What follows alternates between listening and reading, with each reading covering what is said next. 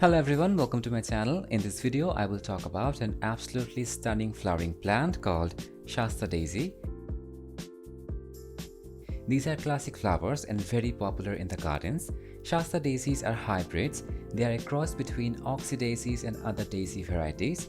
They are known for their beautiful flowers and easy to grow nature.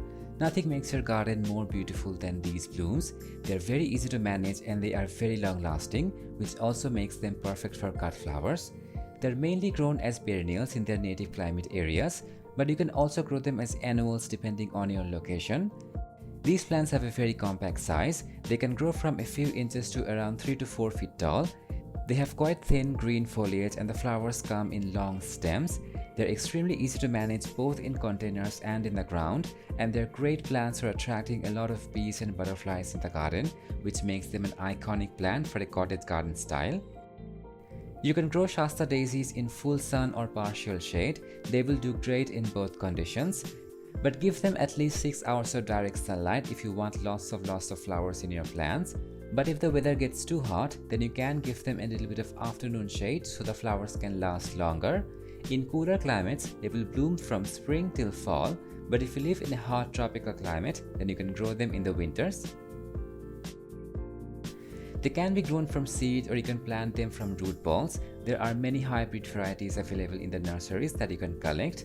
You can actually grow them in any type of soil as long as the soil is well draining. Good drainage is the most important thing. A soil that is high in nutrients will be great, so mix a lot of compost with the soil. You can also add some fish and bone meal to boost flowers. During growth, you can apply some light liquid fertilizer weekly or in 10 days. You don't need to feed them too much. When the plants mature, they can be quite drought tolerant, but during the growth, water them well and try to keep the soil moist. Always check the soil before watering and water only when the soil feels dry. Also keep in mind that they have a good drainage system. Deadheading can be very helpful to have a long-lasting plant and more blooms, so remove the spent flowers regularly to promote new buds throughout the season. They're also quite pest resistant. They can sometimes get a little bit of aphid attack, which can be manageable. If you live in a place where it snows, then when the flowering season is over, you can cut them down to the base and cover them up with mulch, and next year you will see new growth coming out naturally. You can divide the root balls and plant them in different locations. That's how you can keep propagating them. When these flowers bloom, they really transform your garden. You can plant them around other plants like calendula, coneflowers and other daisy varieties. They will look amazing.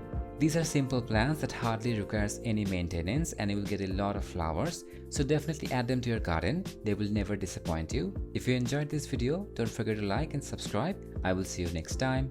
Bye.